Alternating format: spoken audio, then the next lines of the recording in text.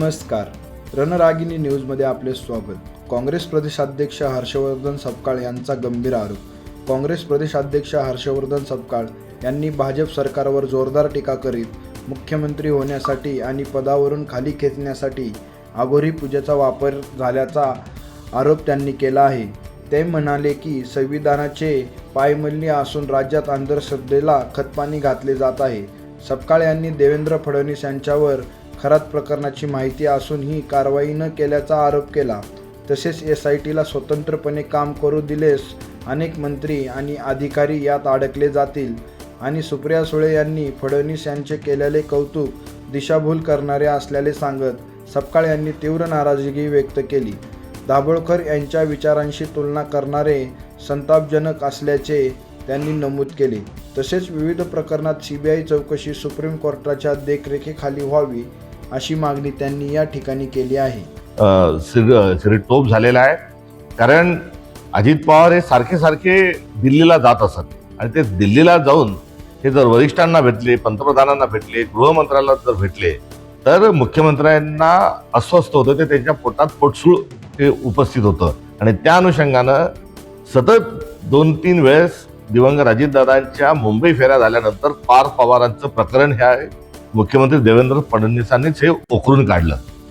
या पाठोपाठ मागच्या काही दिवसांमध्ये उपमुख्यमंत्री एकनाथरावजी शिंदे साहेब हे दिल्लीला गेले. 1.5 तास 2 तास, काही म्हणे मोदी साहेबांना भेटले, ते अमित शहांना भेटले आणि त्यांना भेटल्यानंतर अघोरी पूजा ही केली आणि मुख्यमंत्रीपद खाली यावं हे कळताच देवेंद्र फडणवीसांनी आता हा खरातांचं जे फाईल आहे ते फाईल बाहेर काढण्याची कुठेतरी सुरुवात ही त्यांनी केलेली आहे.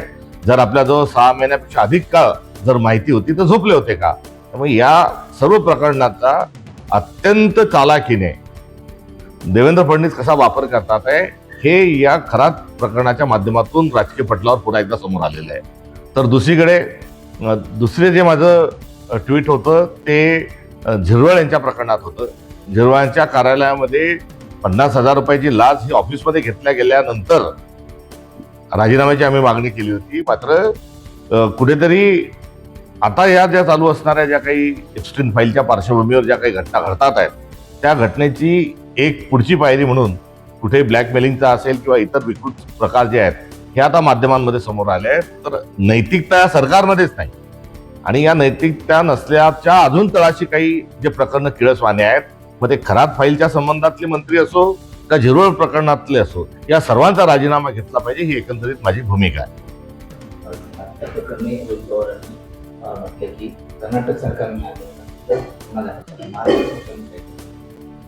कर्नाटक सरकार जो गुन्हा दाखल करू शकतं तर महाराष्ट्र सरकार का करू शकत नाही? आणि त्या संदर्भामध्ये अजित पवारांच्या अपघात होऊन त्याला घातपात म्हटलं जातंय.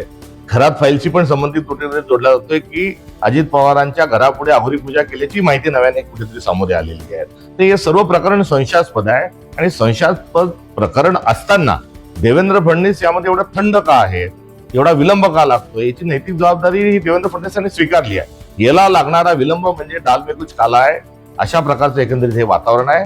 आणि जो झिरो मध्ये जो कर्नाटकमध्ये गुन्हा दाखल झालेला आहे याची आता कुठेतरी चौकशी करावी. अजितदादांच्या पत्नी उपमुख्यमंत्री यांनी देखील या प्रकरणाची CBIची चौकशीची मागणी केलेली आहे, ती अजून का लागली नाही? आणि आमची त्यामध्ये या मागणीचं समर्थन करत असताना सुप्रीम कोर्टाच्या देखरेखीखाली CBIची चौकशी या प्रकरणात व्हावी ही मागणी मात्र देवेंद्र फडणवीस पुढे रेटायला तयार नाही. याचं कारण काय?